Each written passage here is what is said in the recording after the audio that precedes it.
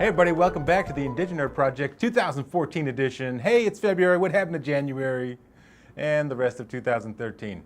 Anyway, it's good to be back. So I went to the San Diego Zoo over the weekend with my family. My daughter in particular really wanted to meet the cast of the Madagascar movie. So we did, and we met a whole bunch of other animals and got to read about how they're all being senselessly slaughtered in the wild by evil, greedy human beings, and it was kind of depressing. So what a crazy coincidence, when I get home and jump on the internet, I see an article about this adorable 2-year-old giraffe named Marius from the Copenhagen Zoo, where they decided to shoot him in the back of the head and feed him to the lions on purpose to prevent inbreeding. I assume the other giraffes learned their lesson. Yay, celibacy! Also, Marius was dissected in front of the public, including a bunch of kids. They cut him up, did an autopsy, and it turns out he died of a gunshot wound to the head. First of all, I don't know if it's such a great idea to let the lions know just how tasty those giraffes are living a few cages down.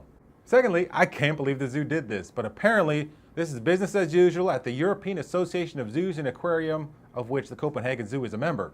With the small captive population in the association, inbreeding is a real problem. In the United States, zoos use contraception to control the population. I mean, it's not like the animals are Catholic, right? But not so in the EAZA. They prefer gun-induced euthanasia. With giraffes in particular, there's concerns about the castration procedure, particularly sedating the giraffe when they could fall over and break their neck. It's much safer just to shoot him in the back of the head. See kids, that's why it's probably better not to name your giraffe.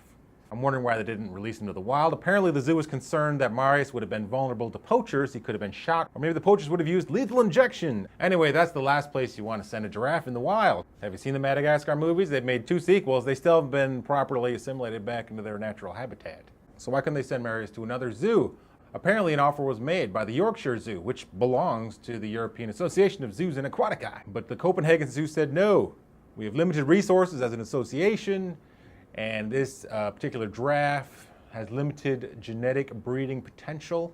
They let the other zoo know that this was not a good way to spend their resources and they could not have the giraffe. It sounds like the twisted logic from a post-apocalyptic science fiction movie, which when you consider the current state of giraffes, that's pretty much what it is for them. So why not send Marius to a zoo outside of the association? Well, in that case, there's the potential he could have been resold to a circus and been living in really poor conditions. So it's like a preemptive animal rescue where they break into the circus and shoot all the animals. I'm starting to think Marius must have spit on the wrong zookeeper. In the end, this just comes down to money, doesn't it? Come on, it's the year 2014. Set up a webcam in his enclosure and do some crowdfunding. Help us find a new home for Marius, a delightful 2-year-old, perfectly healthy giraffe. Send in your contributions by next Thursday, or we're going to shoot him in the head and feed him to the lions. On a related note, I felt bad yesterday eating chicken at the zoo. And after reading that story, I hope it was chicken. On an unrelated note, over the weekend I realized that you can fart at the zoo and get away with it. It already smells horrible. Why not let it fly? It's a guilt-free fart zone. I should be in marketing. Once again, thanks for tuning in. My name is Ruel. Take care. This has been another episode of the Indigenous Project.